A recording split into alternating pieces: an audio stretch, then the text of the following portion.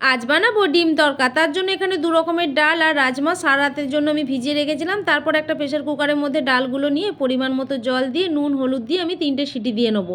তারপরে দেখো ডালটা কত সুন্দর সেদ্ধ হয়ে গেছে। তারপরে একটা কড়াইয়ের মধ্যে সাদা তেল দিয়ে তাতে জিরে ফোড়ন দিয়ে দেবো পেঁয়াজ কুচি। পেঁয়াজটা ভাজা হয়ে গেলে দিয়ে দেবো আদা রসুন বাটা আর দিয়ে দেবো কাঁচা লঙ্কা কুচি।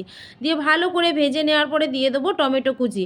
টমেটোটা দেওয়ার পরে আরও কিছু সময় নেড়ে চেড়ে দিয়ে দেবো হলুদ গুঁড়ো, লঙ্কার গুঁড়ো, জিরে গুঁড়ো, ধনে গুঁড়ো আর বিট লবণ দিয়ে মশলাটা ভালোভাবে কষানো হয়ে গেলে দিয়ে দেবো কসুরি মেথি। তারপরে কিছু সময় নেড়ে চেড়ে দিয়ে দেবো 2টো ডিম। ডিমগুলো ভালো করে মশলার সঙ্গে মিশিয়ে ঝুরি ঝুরি করে একটু ভাজা করে নেবো। তারপরে দিয়ে দেবো তড়কার ডালটা দিয়ে কিছু সময় নেড়ে চেড়ে ফুটে এলে দিয়ে দেবো ধনেপাতা কুচি। তারপরে একটা স্পেশাল তড়কা বানানোর জন্য বাটির মধ্যে দিয়ে দিলাম প্রথমে ঘি, তারপরে দিয়ে দিলাম রসুন কুচি, কাসুরি মেথি আর লঙ্কার গুঁড়ো দিয়ে ভালো করে মিশিয়ে নিয়ে তারপরে ওই ডালের মধ্যে দিয়ে দিলাম। রেডি হয়ে গেল তড়কা। তোমাদের রেসিপিটা কেমন লাগলো অবশ্যই কমেন্ট করে জানিও। যারা এখনও চ্যানেলটাকে সাবস্ক্রাইব করোনি অবশ্যই